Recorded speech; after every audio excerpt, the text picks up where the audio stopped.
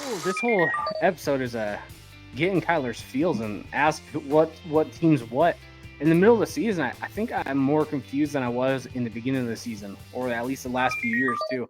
Uh,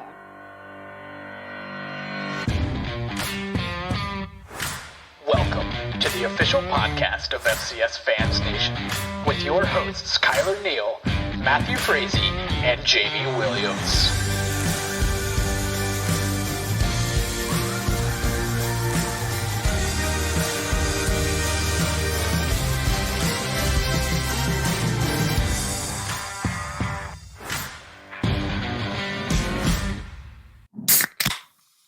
FCS Fans Nation, your eyes do not deceive you. You only have Kylor Neal and Jamie Williams today. We are both missing Matt Frazee, and either by the end of this or about 2 questions in, you will realize that you missed Matt Frazee too. But we're going to do the best we can. Matt's off serving the country like he does. So, Kylor, how was your weekend? Oh, it was good. Had a little bit of a birthday weekend, so yesterday was pretty fun. It's called Pop Stroke, but it's this like putt Top Golf style designed by Tiger Woods. So Nice. of course, when we go to Frisco, we always go to Top Golf, but it's like that, but putt. So we were drinking, having a good time, and then after that, went to a Brazilian steakhouse. So had all the meat sweats, and now kind of just recovering before I get up at 3 a.m. and board my flight. So yeah, it is what it is. It was a fun weekend though. Yeah. Hey, sometimes you got to be a grown-up, and sometimes you can go have fun. So glad you got to do that because I went picking apples yesterday. It was a good time with the fam. I always enjoy that during the winter, or actually it's the fall. I don't know if I've ever picked fruit in my life outside of like blackberries off the side of the freeway. Yeah, no, we go every year with my parents. It's a good time. So nice. Yeah, then settled in, watched some FCS football, some good games. So you want to talk about them? Yeah, we'll do the best. I didn't watch a lot yesterday, but I got at least some highlights and watched a few today. But this is like the first weekend where I'm going to absolutely admit I didn't watch as much as I should have. So some of my takes may be very interesting, but we'll see. I did watch at least a highlight from most of my top 25 and did a little bit of research on the game. So we'll see. Yeah, we're ready to go. But first, before we kick into the Big Seven, let's hear from our sponsors. The FCS Fans Nation podcast is brought to you by Walk On Apparel. Walk On Apparel specializes in FCS and mid-major clothing and believes that every fan base should have quality options to rep the schools they love. Along with you receiving a great product, 10% of the profit from every sale is donated directly to that school's athletic fund. Visit walkon-apparel.com and use promo code FCS Fans Nation to get 15% off of your purchase. Limited schools currently available with new releases monthly. Walk On Apparel. Up the fans, up the culture. The FCS Fans Nation podcast is also sponsored by the ultimate analytical prediction football experience. Introducing the Versus Sports Simulator, your secret weapon for predicting FCS, mid-major, and all other football games. Get ahead of the game and take your sports betting and knowledge to the next level with a site and app that's built to ignore bias and just give you the facts. If you subscribe today and use promo code FCS Fans Nation, you'll save 20% on your subscription. You can download the Versus app on the App Store and Google Play by searching Versus Sports Simulator or going to versussportssimulator.com. With Versus, it's not a prediction, it's science. The top 7 FCS topics of the week. This is the Big 7. Before we crank right into the Big 7, just want to give a quick note about Walk On Apparel. They did release Weber State shirts this past week. So if you are a Wildcats fan, a Big Sky fan, head on over to walkon-apparel.com and check out the new collection there. To kick off, we'll start with the Big Sky. Might as well just go right in there. Matt Bernhardt's know what is going on with the Big Sky. Kylor, who's good, who's bad, and why? Seems like it's all over the place. What do you think? I mean, the Big Sky in the preseason, I kind of thought there'd be some question marks, right? There's a lot of turnover, a lot of coaches leaving, a lot of players leaving. So it seemed like it was going to be an interesting year. And yeah, it's looking like it's about to be an interesting year. We have, in my opinion, 2 great teams. Then we have probably 4 to 6. I think I wrote this somewhere online somewhere today. We probably have 4 to 6 okay to good teams, right? There are some of them that are going to play good against some of the top tier teams. There's some of them that are probably going to have a hiccup game here and then. And then, we got a few like 2 bad games and then 2 absolutely some of the worst programs in the nation kind of shithole games. So, I mean, it's pretty similar across the board with it. Seems like every conference, but at least Big Sky has what looks to be 2 title contenders, then a whole bunch of competitive teams to who knows. That bottom is pretty normal with the last few years where the bottom is pretty stinky. I would not want to be on the bottom of those. Cal Poly looks horrible. Northern Colorado's bad. But then you have some of these bottom teams are typical ones that have a little bit of life. Like in Idaho State, they're not good by any means, but they might be able to score on some teams. NAU started off so bad. Now they're starting to actually play decent. Montana may have found their quarterback that can maybe excel them to be a little bit better. So yeah, it seems like a normal, typical Big Sky year, to be honest. I don't think not that much has changed besides maybe instead of 4 seeded caliber teams, there's probably 2, and then probably quite a bit of first, second, maybe quarterfinal maxes, the height or the ceiling of these teams in the middle. Yeah, that's kind of what it feels like to me. Obviously, the 2 are going to match up here in a few weeks, and that's just going to determine who gets the higher seed. I think the way both Montana State and Idaho are playing, the way they should roll through their seasons mostly unblemished, and we'll see what happens against each other. And one of them gets a 2 seed, most likely, maybe a 3, and the other one probably the back quarter seed. It kind of feels like that. Couple of teams, Weber State with the new head coach. I wasn't as high on them coming into this year. I know you were even less high than I was. I didn't have them in my top 25 to start the year, and then people started yelling at me. And then, they beat UNI and go, shit, I was wrong. Maybe Weber State does deserve to be in the top 25. Now it looks like I should have just stuck with my guns. Yeah, well, what it looks like is both you and Matt were right, because Matt said UNI was going to be trash, and he was right. And you said that Weber State would fall off, and they have that win against UNI, which looked good at the time, but their last couple of weeks, they have really fallen off. They look really bad, needing a pick 6 late against Northern Colorado, and then they could not score the whole second half against UNA yesterday. Yeah, and then, the shutout, the 40-0 shutout against Montana State. And, of course, Montana State's probably a top 3 team at least at minimum. I mean, they're number 2 in the nation right now, but maybe top 3 worst-case scenario. So you were like, all right, even a good Weber team can lose Montana State, but not at home on your home. I think it was homecoming too, 40-0. Like that's pretty brutal. And maybe that wasn't their homecoming game, but it was at least the opening of their new expanded stadium or their updated stadium. That's what it was. But yeah, 40-0 is pretty rough to overcome. And maybe after that game, they just got mentally defeated because it is a new coach. It is a lot of the new offensive roster. The defense still looks okay outside of that game, but I mean, they're having a tough time finding anything offensively right now. Because, to be competitive in a low-scoring game against Northern Colorado should make you a little bit nervous, because I think the rest of their schedule is, let's see, who do they play next? I'm pulling it up. So they got UC Davis, Eastern, Idaho State, Idaho, and Cal Poly. So it's actually not the toughest back half of the schedule. Overall, Weber State didn't have the most brutal Big Sky schedule. They got all of the bottom teams, and then just a few of the decent, good ones. So we'll see. But if they play how they were the last few weeks, I don't know if they're going to be able to get 3 wins out of the next 5 games. So we'll see how they match up. Yeah, they definitely don't look good to me, but we'll stick with the Big Sky, and another team that a lot of people were a little higher on. UC Davis, after they've lost down back-to-back weeks to Eastern and Montana. You think they're out of the playoff picture? And then that was Colby Peterson, and then Azel Willen also adds on with NAU's wins over Montana Weber. Does that make them look any better overall? So for UC Davis, I mean, they did beat Cal Poly in between, but it's Cal Poly. Cal Poly should be a Pioneer League team, and I'm not even just trying to be mean. They play like a Pioneer League team, and that's probably their ceiling, is to win a Pioneer League. So the difference with this UC Davis, and it is Larison being gone. I mean, I really do feel like he was a difference maker. I mean, let's see, he dominated in the game versus Texas A&M Commerce, right? He was that lifeline. Miles Hastings really hasn't been that good ever since his Big Sky MVP season, which last year I don't think he should have won it. I think it should have went to McCoy anyway.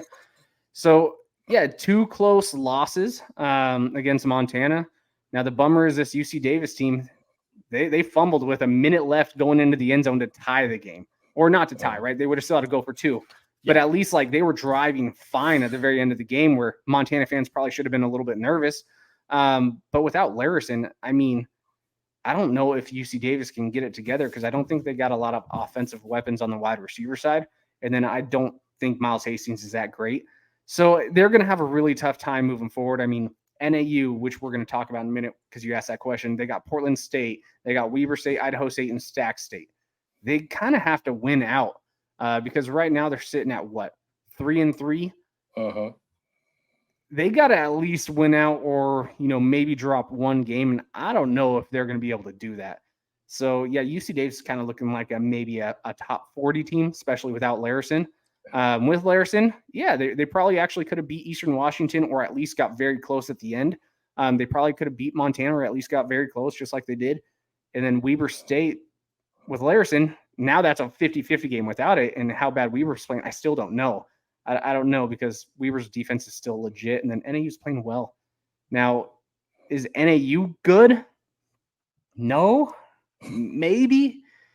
I'm still having a hard time with NAU because they're seeming to pick it up and play better the last few weeks, right?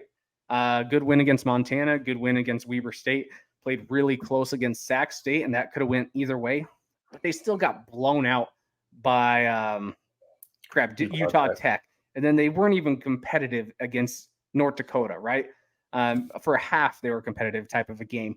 So I don't know. I think we're just seeing the middle of the Big Sky is not as elite as it was last year. And maybe Northern Arizona has figured some stuff out. Ever since that back half of that Utah Tech game where they made a few little switches, they have 100% played better. But I still don't think they're getting top 25 votes, and I don't agree with it because when you have 2 bad losses where you're not competitive and then 2 good wins and then a competitive loss versus a good team, to me that doesn't scream I'm top 25. It screams I have no clue what I am. I'm either top 25 or top 50. Somewhere in between is probably realistically where I'd put them. So I don't know. It's just kind of a cluster right now in the Big Sky with a whole bunch of mediocre teams to okay teams. And I don't really know who's who. And I don't know if I will even at the end of the season. Yeah, it's been difficult. Just UC Davis, let's just kind of start there. They just are coming up that one play short. They're kind of like a little bit better version, obviously, because they beat them of Southern Utah, who continues to be close and come up short. Now, yesterday, Southern Utah did make a huge play and win the game with a minute left. But UC Davis has been in all of their games. Like you said, fumbling at like the 9. I don't think that receiver ever really had the ball very well secured. He had the ball. It was a fumble. Yeah. Montana's quarterback looked really good. Yeah. After played well against Idaho State, played even better. I got him. They can't say I'm a Grizz hater. I got my Grizz tattoo and a hat on. You That's bastards. Right. Sidebar, other than the Long Island quarterback, does anybody have a weirder throwing motion than Hastings? I mean, the way that guy throws the ball, I mean, it gets there, but it's funny looking. Yeah, I don't know. I'm not sold on Miles Hastings. I wasn't last year. He's an okay quarterback, but yeah, his throwing motion's weird. He doesn't read the defenses the best. But also, I just don't think they have a lot of talent on the wide receiver side. It is hard to recruit. UC Davis has some pretty freaking high standards. And the awful thing is when you have those Ivy League standards and then you're going for the best high caliber athlete that meets those standards, they're probably going to pick an Ivy League school. I mean, that's just the reality of what it is. Or Stanford, right? Who's going to recruit some of those same guys. So, yeah, I don't know. I'm torn between these 2 weird teams. I really don't know what they are. NAU just seems like one of those teams that you think might get to the bubble, but they're really not quite good enough to get there to put their name in the hat, but they're going to give people some problems. Yeah, I mean, their offense is rolling. Their defense has just been abysmal, but they held Weber State to 10 points. So maybe they're starting to figure out some things. I know, ball's on the hot seat. So maybe he finally got this team adjusted to where they're going to start being competitive. But I mean, they got a pretty brutal stretch moving forward. So we'll see. They only really have one gimme game. Then all the other ones, I mean, 2 of them are probably 50-50, and then maybe some other losses. But yeah, I don't know what to expect on NAU. I just don't think they deserve any type of top 25 votes, and I know they're getting them. Yeah. They're probably going to be right at 25 or just on the outside. Yep. Well, we've kind of covered the Big Sky, so let's go to the other top conference and talk a little bit about the Missouri Valley. Asa Llewellyn wants to know how we're feeling about Southern Illinois after the loss to Youngstown State. And for me, I still think Southern Illinois is a really good team with a really strong defense.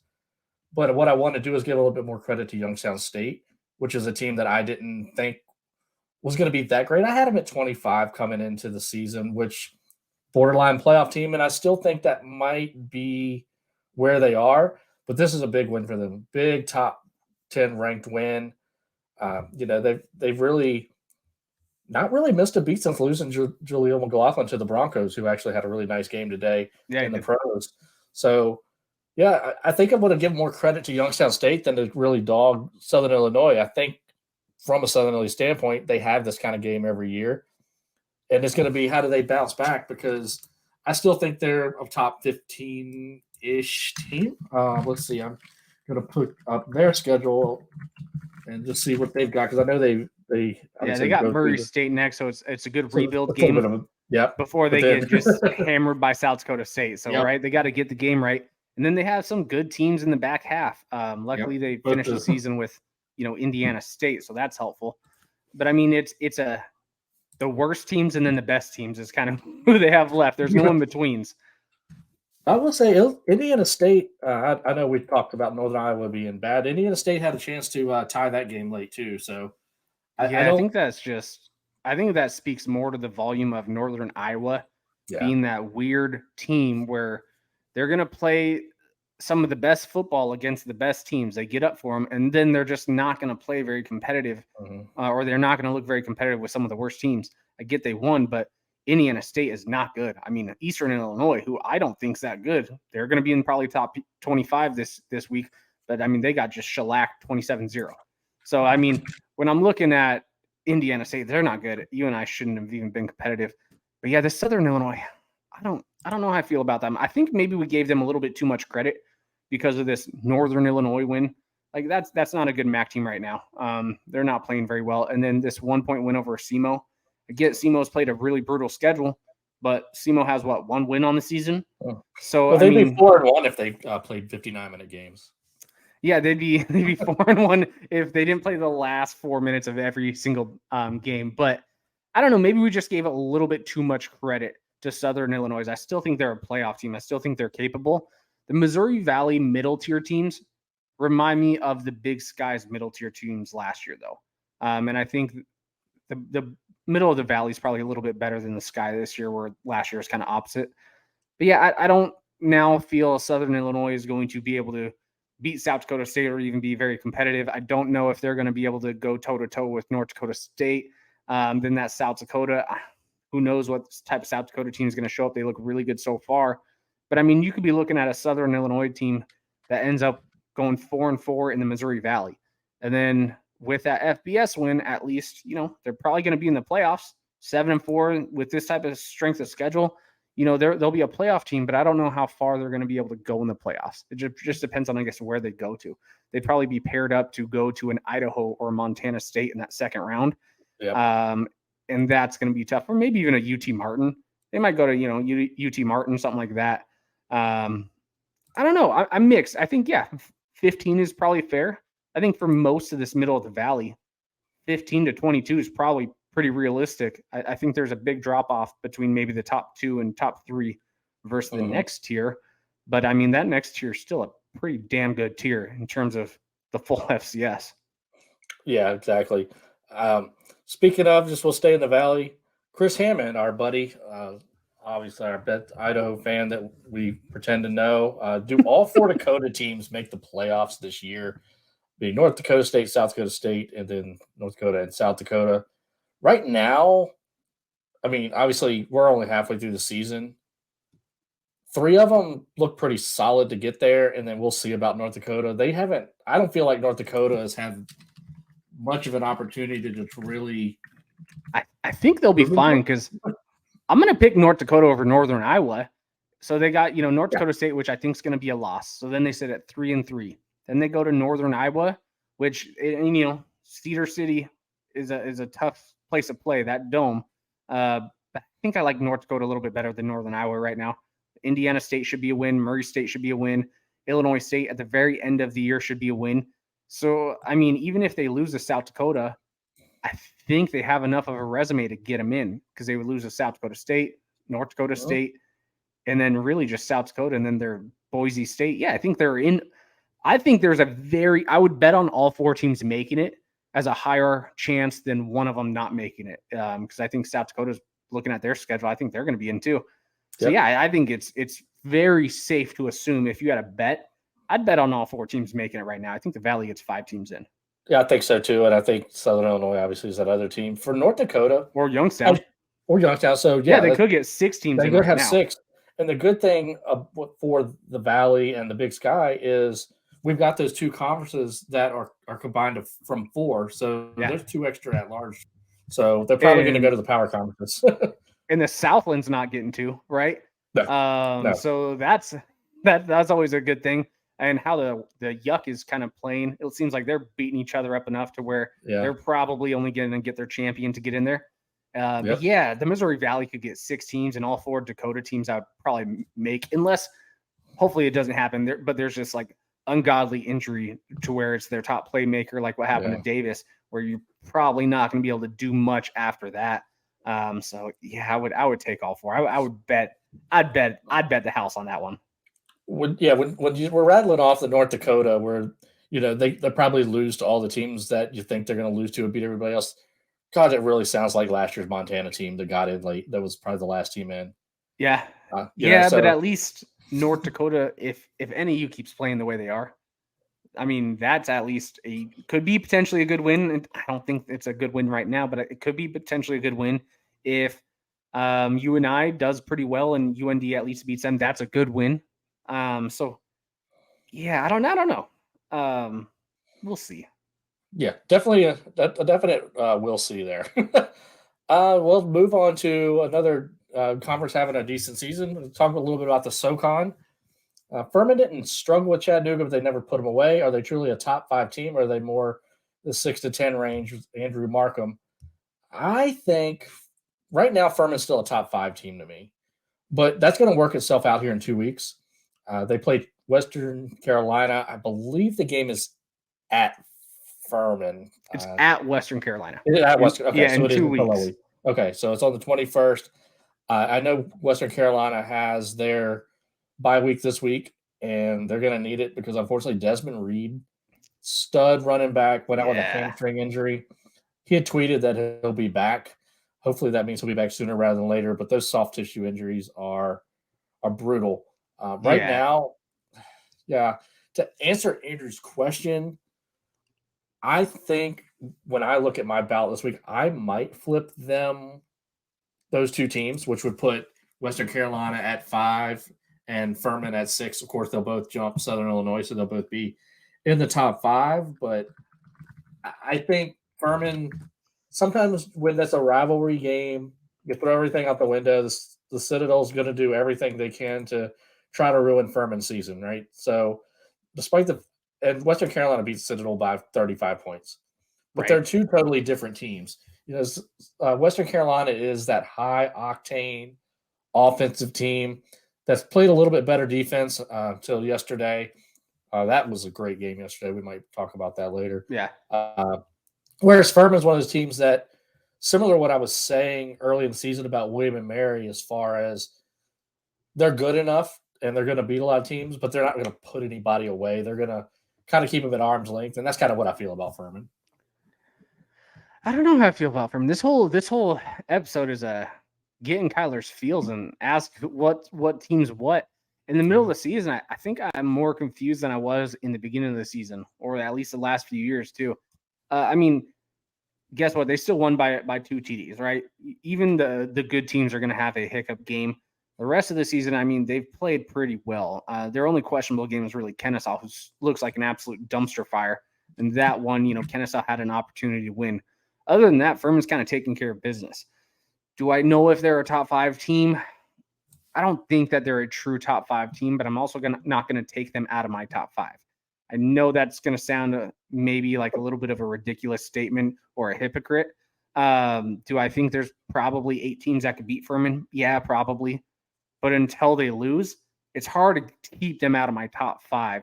I mean, they've handled business so far. Sure, they lost to South Carolina. Cool. Probably every single FCS team is going to lose to South Carolina. The rest, I mean, they handled Mercer easily. Tennessee Tech's not great, but they handled them. Again, that only weird loss or weird win is that Kennesaw game. And at the time, we thought Kennesaw was potentially okay. Now they just look like a dumpster fire. And maybe that's because Furman beat them and kind of made them a dumpster fire. We'll have to kind of wait and see. But yeah, the big question mark is that circle in 2 weeks, October 21st at Western Carolina, because both of these teams are definitely the front runners of the SoCon. They're definitely both top 10 caliber teams from everything we've seen on the books. And yeah, maybe rivalry plays into part. I mean, these SoCon teams know each other. You're going to have close games every now and then. But the fact that you still won by 2 touchdowns, cool. It's not like this was a Furman had to win on the last minute. It's not like it was, a back and forth style game. I mean, Furman jumped up to a 28-0 lead and then just kind of coasted to a win. It's not like Citadel was jumping on them or making it really competitive. Furman was up 28-0 almost in the fourth quarter. I think it was like 2 minutes left and then just coasted. So is that struggling? That doesn't look like it's struggling to me when you're up 28-0 with only, a quarter in a quarter left to play. So, yeah, I think Furman's fine, but I don't know if they're a true top 5 team. But again, I'm not moving them out of my top 5 right now. No, me either. I think they both look really good. And, depending on how that game goes, they might not move that far anyways, no matter who loses. But maybe we got to ask Andrew Markham, should Incarnate Word be a top 5 team? Because, those dudes over there put them as a top 5 team. And if you're questioning Furman as a top 5 team, you got to kind of look in the mirror there, buddy. Incarnate Word don't look like no top 5 team to me. Well, Sorry, I had to troll him a little bit.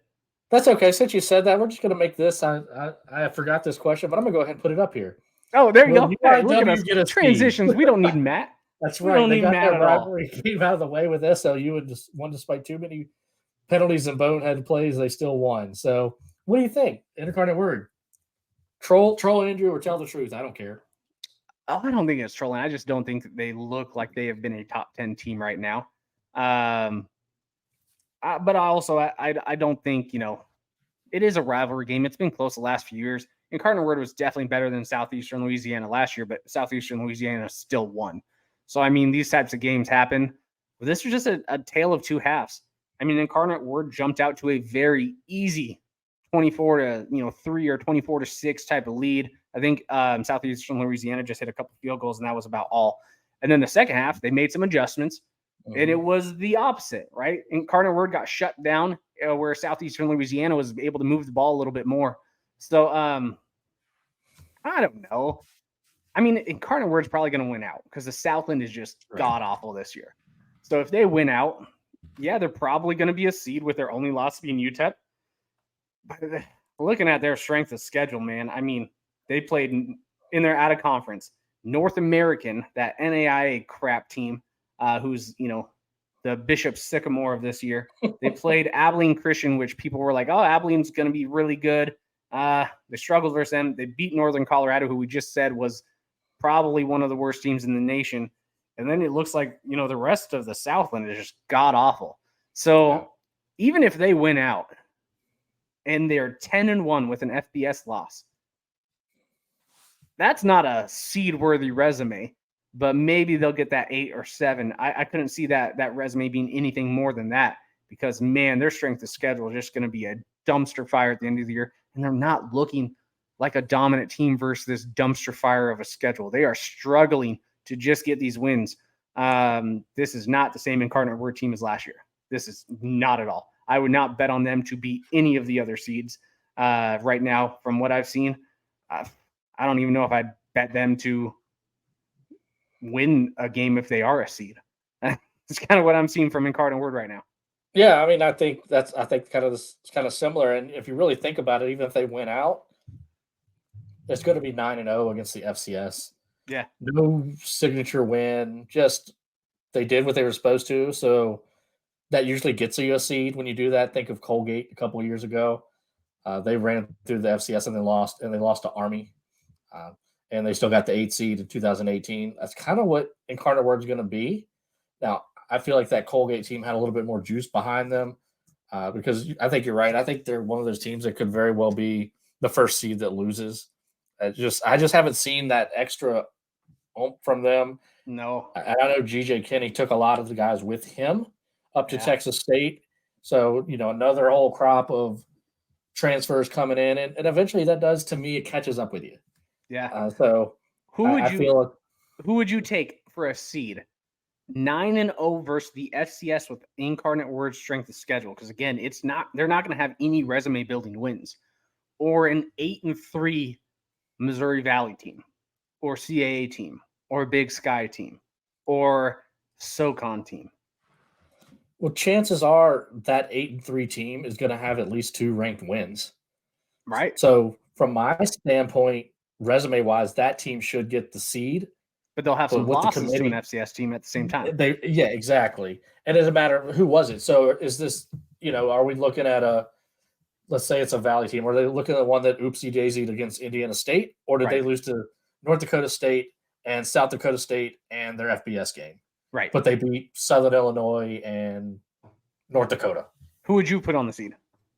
I would put the Valley team. Yeah. That's kind of what I'm leaning towards too, but I mean, they'll probably get a little bit of credit from the committee going, well, they were a semifinal team last year. They just ran through their schedule, went undefeated versus division, non-FBS opponents. But this reminds me a lot like that McNeese team who did not make the playoffs after they went 9-2 on the year, which you look at most teams, if they're going 9-2, that's a playoff. That's a playoff-worthy team. I mean, if the Incarnate Word loses one game, they shouldn't make the playoffs. If they don't win the Southland outright and they lose one game, they should not make the playoffs. This whole conference does not look like a 2-bid conference. No, it really doesn't. And I think that's at the beginning of the season. I think, at least I thought Southeastern Louisiana was going to be still pretty good, and they just have been terrible. Yeah. They can't get off the mat. They've played, some decent games, but just can't finish anything off. Kind of like SEMO, honestly, where they can't finish the game. Same thing there. Thinking about that conference. That's a 1-bid conference. SEMO, UT Martin. I mean, SEMO's probably a top 25 team, but the results don't show it. And UT Martin probably put themselves in the driver's seat there by beating Eastern Illinois yesterday by 1 point in overtime. Interesting game. So, well, a couple of those so this is where I just want to troll them. A couple of those UIW fans after the Southeastern Louisiana win said they thought Southeastern Louisiana in the game looked better and would beat Eastern if they ever played again. That's an Eastern team that yardaged them by like 250 yards. Incarnate Word got out yardaged by Southeastern Louisiana by 40 yards. So you guys, I don't know if you can ever talk bad again about Eastern Washington, because looking at that game, you jumped out to an early lead. You let this bad team come back. And again, they actually outperformed on the field in the stats category. At least that didn't happen with us, you bums. I love you, though. Andrew Markham, you're my man. I wouldn't fight him. I don't know. He'd kick the shit out of me. Well, I'll drink him maybe, but no, I'm not fighting that guy. That's right. We'll finish our Big 7 with some generic ballot top 25 talk. You've been a voter. Obviously, I'm still a voter. You do put out a top 25 every week and vote in, our poll. So speaking of the triumvirate, Zach Carlton, is there a reason that the top 25 varies so much due to voters viewing their ballots differently, and how do you view yours? And Zach also kind of asked, how much does head-to-head matter, and how does that value change between week 1 and week 10? So what's your philosophy on how you put yours together? So after our rant last week, I do think there's a difference between a power ranking and a top 25 ranking. In my opinion, if you're doing a top 25 poll, it is what's been earned on the field. How have you looked on the field? What's your strength of schedule? Who have you beat? Who have you lost to? How have you lost? Where, a lot of people will view this as a power ranking where they'll go, well, okay, North Dakota State, I'm going to keep them at 4, even though they lost to South Dakota, because I don't think they're going to have another loss the rest of the season, right? That's how some of the voters are thinking. And I'm not saying that's a wrong way to vote, but it also doesn't count into anything that's actually happened on the field so far. And again, I don't mean to call out any voter who had them at top 4. Probably you're going to be right at the end of the year. North Dakota State's probably going to be in the semifinals and end as a top 4 team. So you're not wrong to keep them there, but you are not doing the due diligence of placing what's been earned on the field, if that makes sense. So that's where my philosophy lies. It's what have you done? What's your strength of schedule? How have you looked? Not maybe, do I think you're better than team A, even though you lost to team A? I mean, it's weird, but a power ranking, I view it more as if this team played this team 100 times, who would win the more games? And sometimes not the team that gets the W is the better team. So like you mentioned, does head-to-head matter? Head-to-head matters a lot in the beginning of the season when the resumes are similar, if they have the same amount of wins, that type of a situation. But right now, would you put Utah Tech above NAU? Probably not, even though they blew them out, just because the rest of the resume doesn't really line up. I don't know, but yeah, everyone views it different. And I think there's a good split between people viewing it as a power poll and more of a projection model. Like, I think they're going to end here, so I'm going to keep them there. And that's not wrong to do as long as you are putting what's been actually done on the field into play, right? I'm not going to tell everyone how to vote. I can, like, Chattanooga, I don't think should be ranked right now. Eastern Illinois, I don't think should be ranked right now, because if you look at who they've played, I think Chattanooga, out of their teams they beat, the teams are like 2-22 versus Division I scholarship teams. And one of those wins is against the other team that hasn't won anything. So realistically, they're like, in my opinion, 1-22. That's how I'm viewing. So I don't know if Chattanooga is that good, because they got blown out by North Alabama week 1, and then they haven't played anyone since. But I get their record is 4-2 or 4-1, something like that, and then they just played Western Carolina close. Yep. So I get they're probably going to be in most people's top 25. Eastern Illinois, same thing. They haven't, outside of that Illinois State game, they haven't beaten anyone who's has a win, I don't think.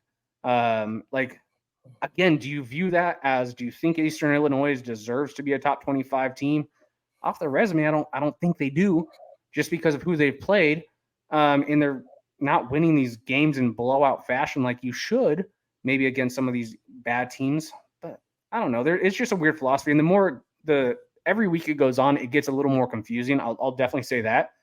But in the beginning of the year, head-to-head matters. It definitely does matter. But when a resume starts pulling out, if North Dakota State loses to South Dakota, and that's their only loss on the year, but South Dakota loses 3 other times, head-to-head does not matter at all. I mean, that's where it doesn't matter. If the resumes are similar, that head-to-head matters a lot, which happens in the beginning of the year. Sometimes it doesn't happen like that at the end of the year. Yeah, I pretty much agree. I think that's the good thing about polls, is because when you have different thought processes, it all blends together, and that's how you build a poll anyways. I mean, I definitely treat mine more like the what have you done so far this year rather than projecting out power poll. And I don't have a problem with people that do it the other way. And, I've had a couple of rants the last few weeks because of things that have frustrated me. And a lot of people have. And I'm just going to pump the brakes, this time and just see how it all plays out and let it roll. I think, everybody said their piece. I think it's time to kind of drop the vitriol that we've had towards some of the polls stuff. Obviously, when we put ours out, there's always going to be vitriol, but I mean, just it's just got a little overhyped the last couple of weeks. I think things that needed to be said that were said, but I'm going to kind of just pump my brakes and just see, hey, do your poll how you do. But head to head, I think this is now the point of the season where it's only a tiebreaker. Where only if you've got a team that's a slot ahead or slot behind and there's a head-to-head, that's when you make it matter. And I may even do some course correction from mine. I feel like as I look back, maybe I overreacted, moving some teams further up than probably should have, just because I'm still thinking about head-to-head. Whereas if you step back, maybe it's not quite where it should be. But, give it a couple more weeks and all that's going to play out anyways. So as far as I'm concerned, yeah, I mean, I like that there's different thought processes for how people put their ballots together.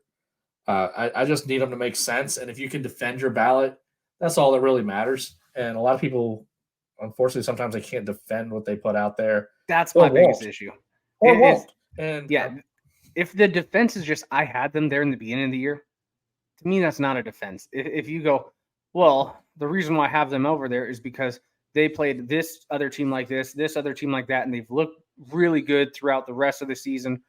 Cool, that's a defense. I don't even always have to agree with that defense, but I hate the argument where I had them up there in the preseason, so it just doesn't make sense to drop them that far. Like the Weber right now.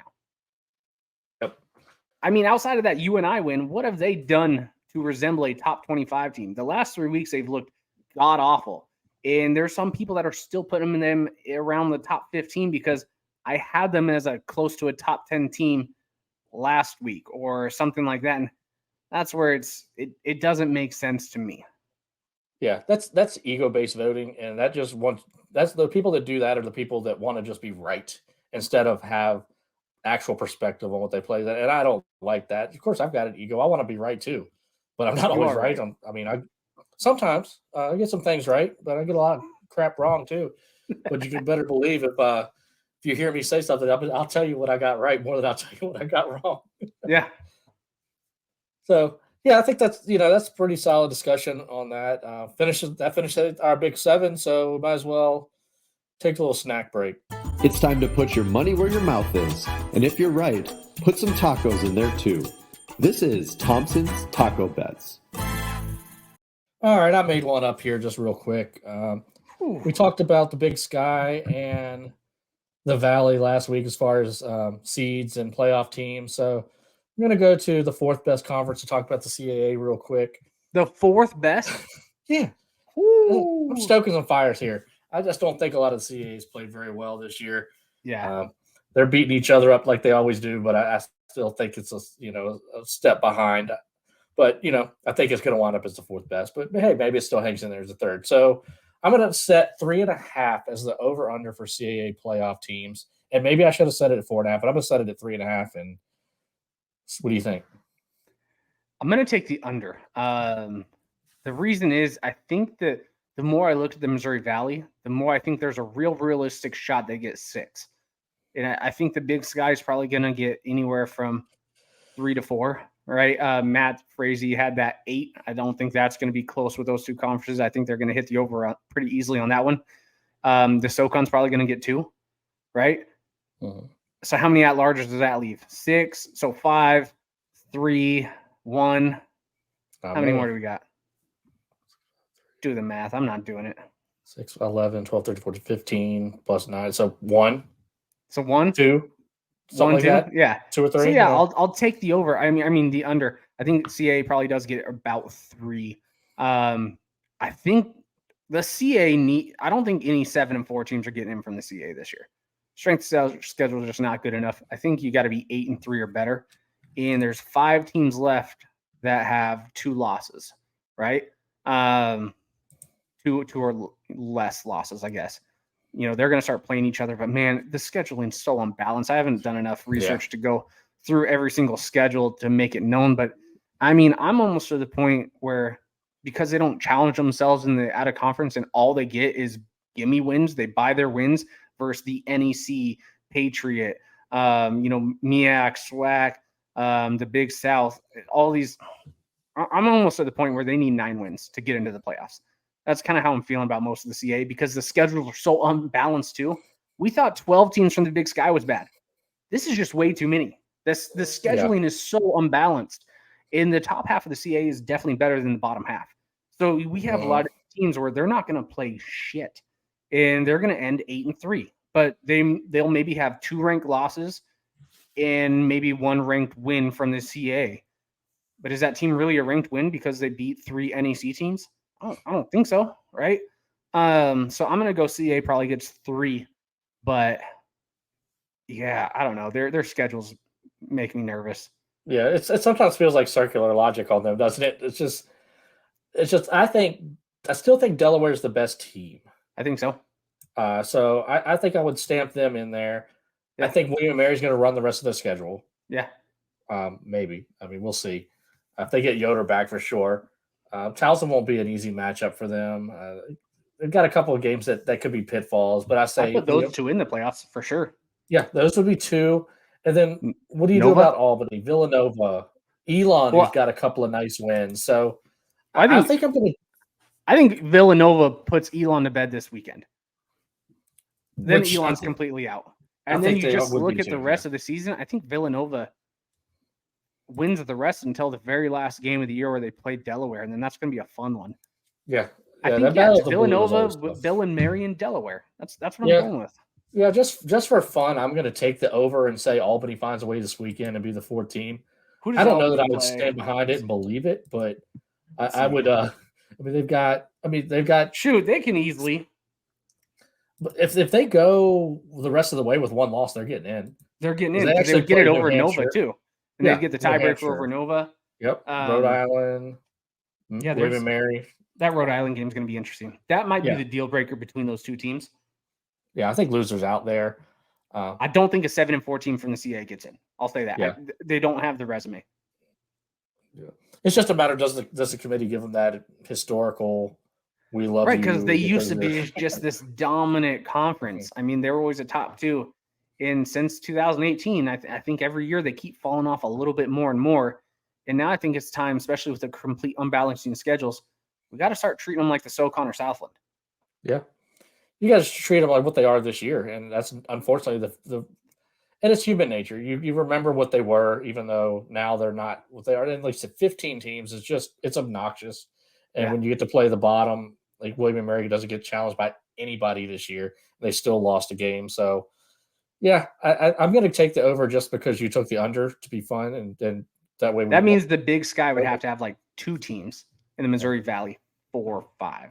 Yeah. So I don't know. I don't see it, but I'm going to take it anyway for fun because, you're probably going to be right, which is going to be really annoying. Yeah. But it all would cost me is tacos. So I'm good with that. There you go. So let's move on to some quick hit questions. Just because your question is answered quickly doesn't mean we don't care. These are the quick hit questions of the week. Well, just because I was unprepared, I'm going to kind of change this question from Zach Carlton. He says, have any early Walter Payton watch list players play themselves out of contention? Let's change that to who do you think is in contention? A couple of names that you like so far for Walter Payton, unless you looked at the list and have some people that play their way out. No, I did not read these ones at the end. But it looks like Giovanni McCoy might be playing himself out, to be honest, because it is a stats award. He's still dynamic. He's fun to watch. But, he's not having the season. Eastern kind of shut him down. He's not having the season that maybe we thought of this sophomore season would have gone. They're more balanced, too. Yeah, for sure. They're running so much better. Hayden Hatton has stolen 2 of his touchdowns this year, too. So that helps. But I think CJ Montez from Fordham now. Fordham's not this powerhouse. But at the end of the day, this is a stats quarterback award. We can say it's not. We can say it is.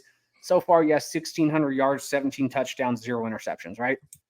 Those are on pace to be quite a bit better than Trey Lance numbers in terms of touchdown to interception ratio. Now, he's probably going to have an interception or 2. But, I mean, as of right now, if you're just looking on paper and looking at stats, that is the best stats, in my opinion, that you can have for a quarterback. I get the competition level's not, amazing in the Patriot League. But at the same time, that is a team that lost their quarterback last year and their 2 top wide receivers that were 1,000-yard wide receivers.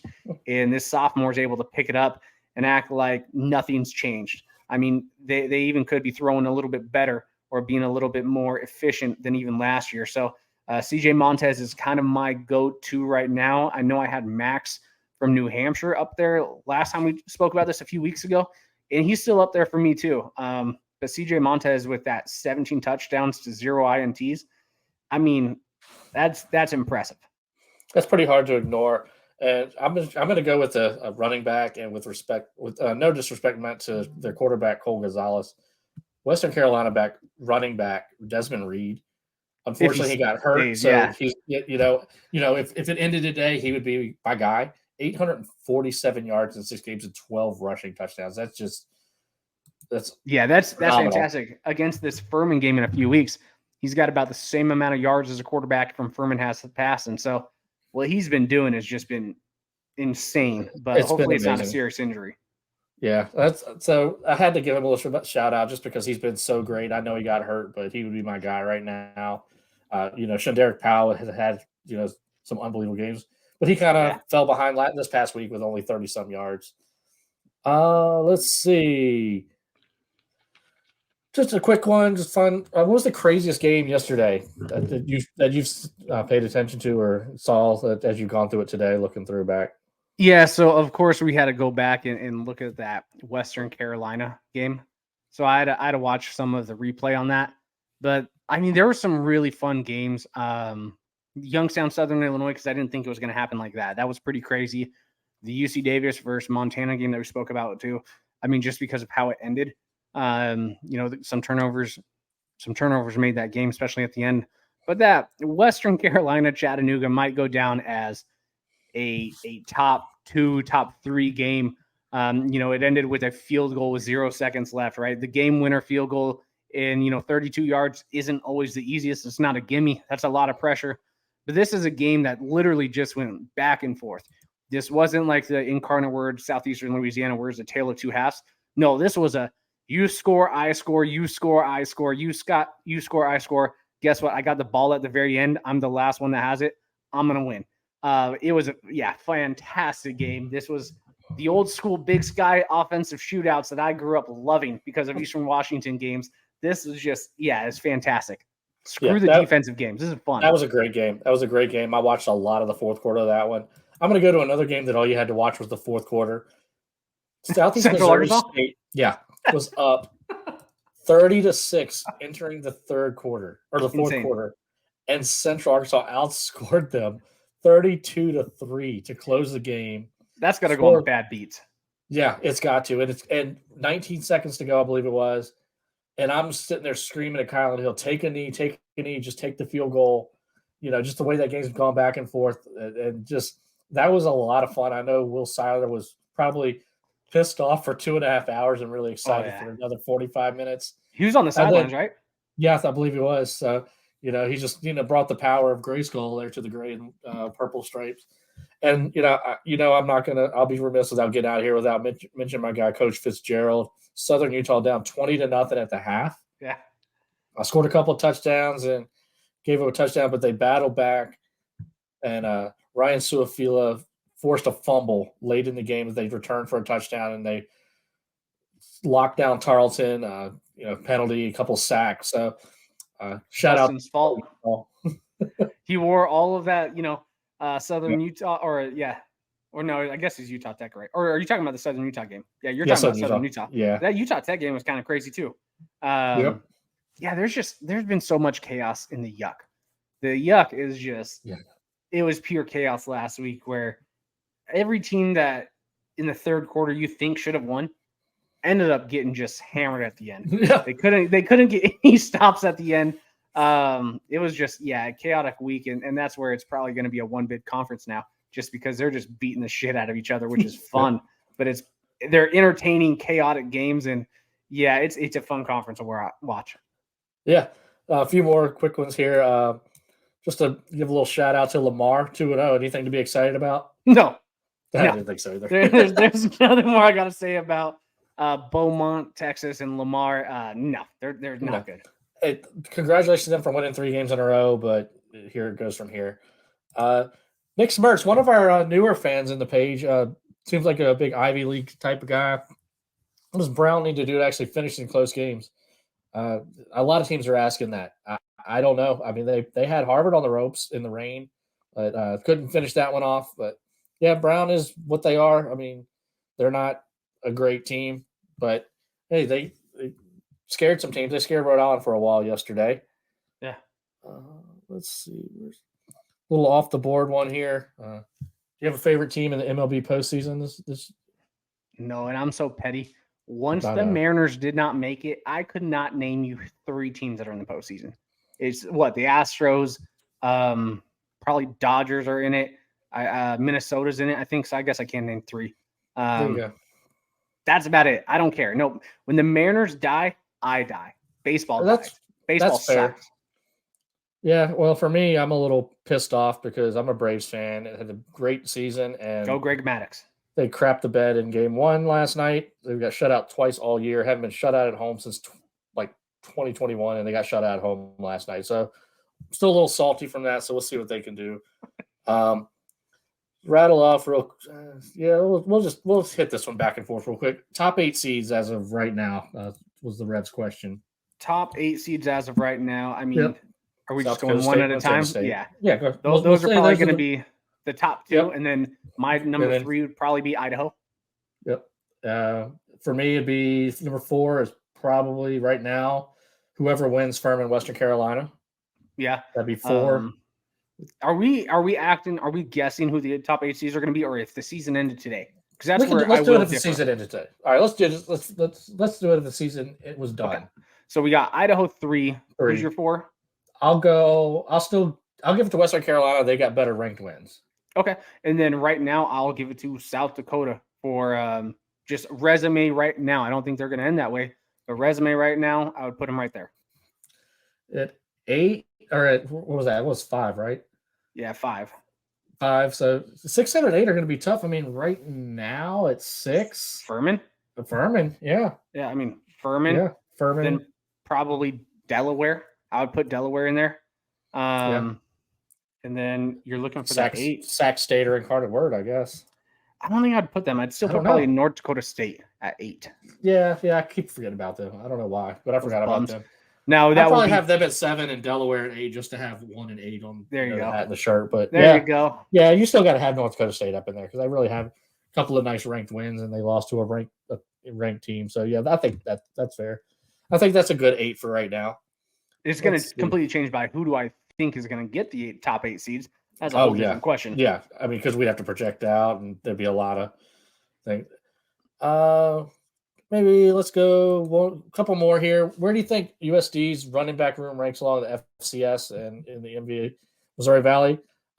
Second in the Missouri Valley, 8 to 12 in the FCS without looking at the stats. I know, where they ranked everybody else anyways. I know they rushed for about 160 yards a game, maybe. Let's say, what's their rushing offense right now? Yeah, In terms of 164.2. ACS. So they are not even a top 30 rushing team. They're number 37.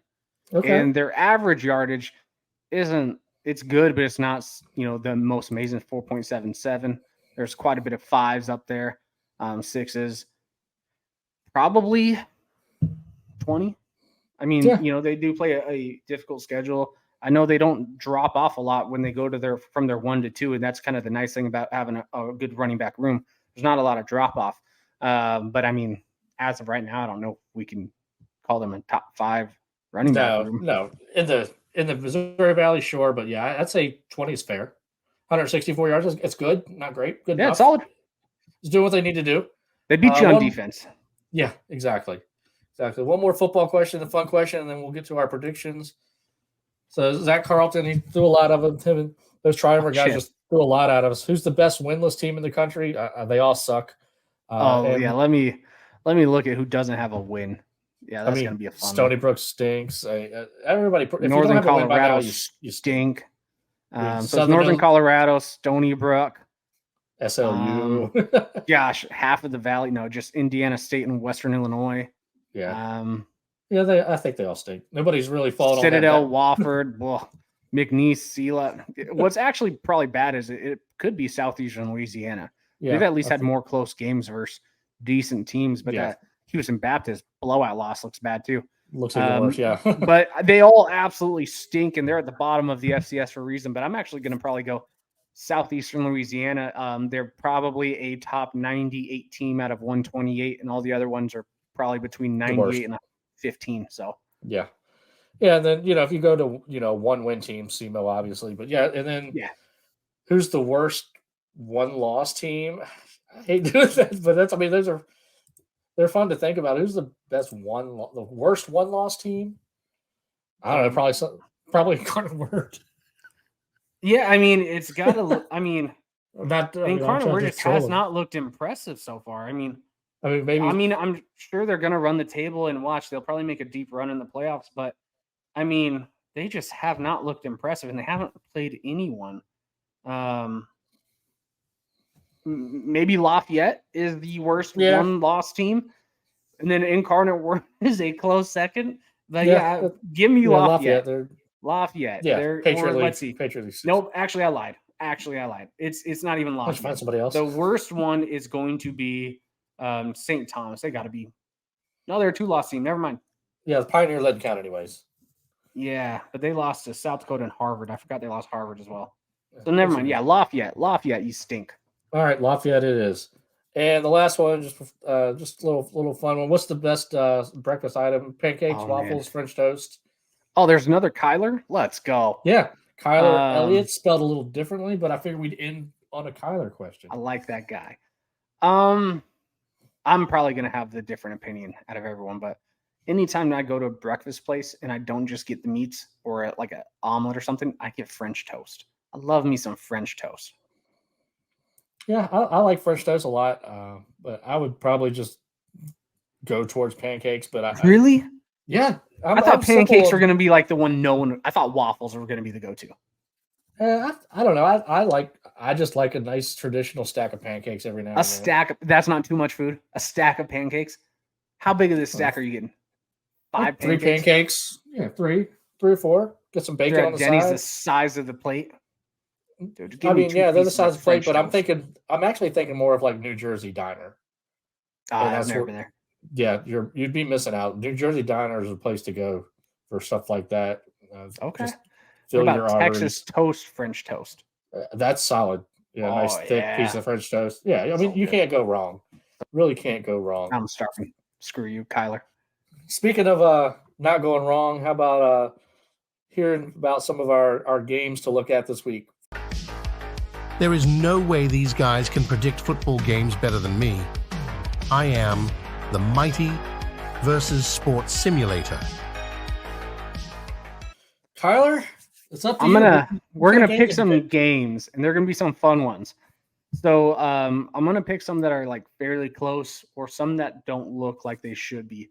So the first one, Stephen F. Austin goes to Conway to play Central Arkansas. Now this is the number 53 ranked team versus an SFA versus number 26 in Central Arkansas, but it only has Central Arkansas as a 1.5 favorite. So, it's 39.82. So we'll just round up to, 40 to 38, basically. I'm going to take Central Arkansas, and I'm going to take them to actually cover that. Yeah, I would too. I would take Central Arkansas to cover. Sorry, Rev. I just think that Central Arkansas is a much more well-rounded team, and I think they'll handle their business this week. I think they'll handle some business. Let's see here. This one's going to, because I don't know if the spread should be this high, but we're looking at a 17-point spread. Montana, Little Brownstein traveling to Idaho. So they have Idaho winning basically 32-14. I feel like with the quarterback change that Montana's made, that they're going to keep this inside of 17. So I'll take Idaho to win, but not cover. Oh, man, we're going to be pretty similar. Yeah, if you asked me maybe last week, I would have probably said Idaho cover, but Idaho's played in close games versus Eastern Sac State. They took a last-minute drive to pretty much cover against Cal Poly, who stinks. Idaho still, I think, is going to win, but 17 points is a big number to give up.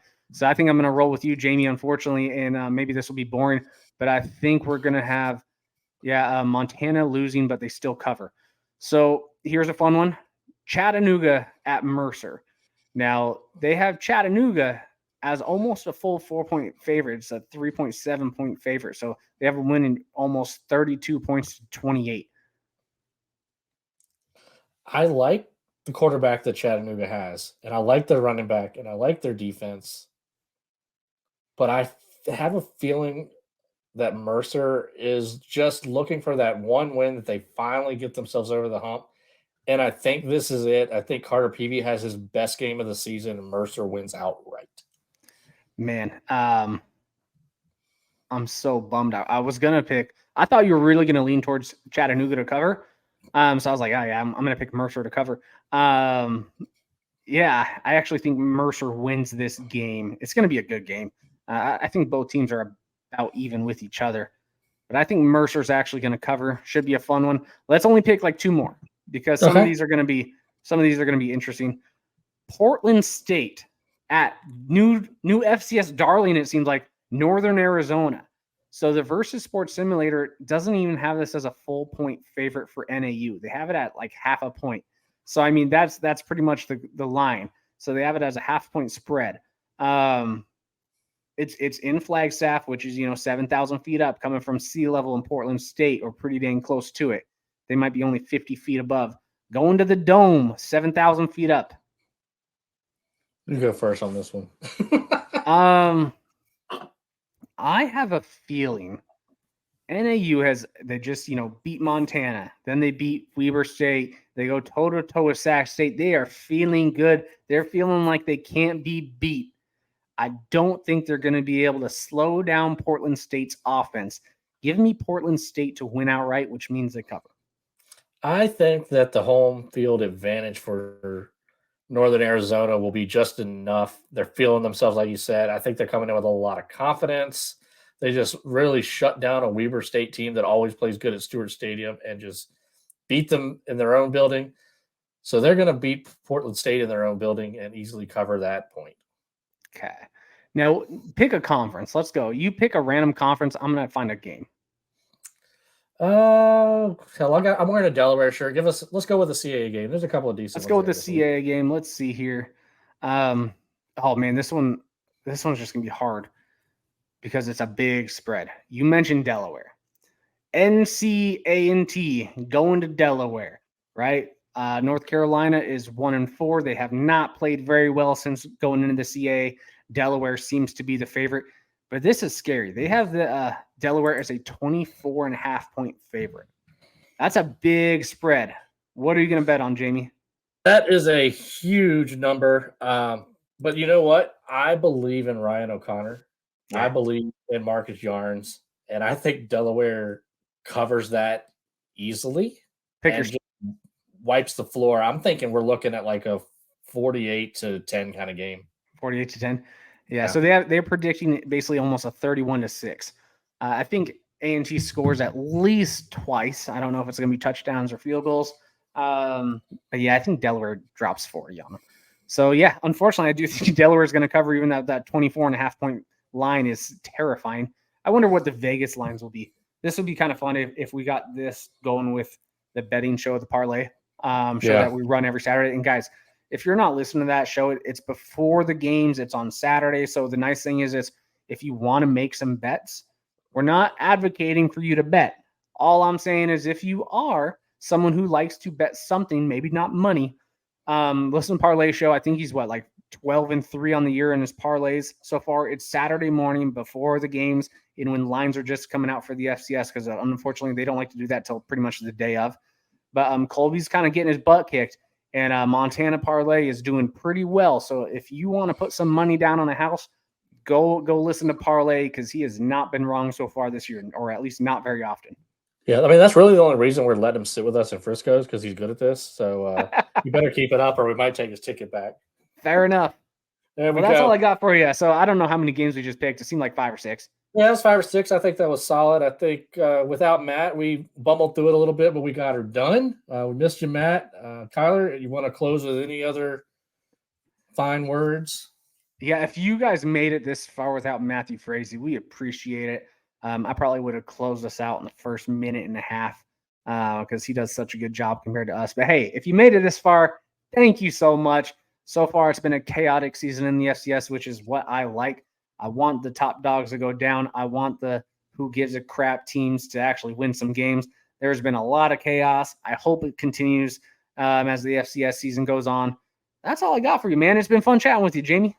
Yeah, it's been a good one. Like I said, we missed Matt, but we got her done. And like you said, more chaos is better. So let's keep it rolling. Let's have another week like not this past week, the week before, where everybody blows up. How about that? Speaking of blowing up, this has been the FCS Fans Nation podcast. Like, subscribe, and all that good stuff that Matt always says. from here on, all we're going to say is boom. Thank you for listening to the FCS Fans Nation podcast. Make sure to like and subscribe to this podcast on your preferred listening platform, whether it's Apple, Spotify, Google, or even YouTube. And make sure to follow our FCS Fans Nation social media pages on Facebook, Twitter, and Instagram. Thank you for listening to the premier podcast for FCS football. Boom.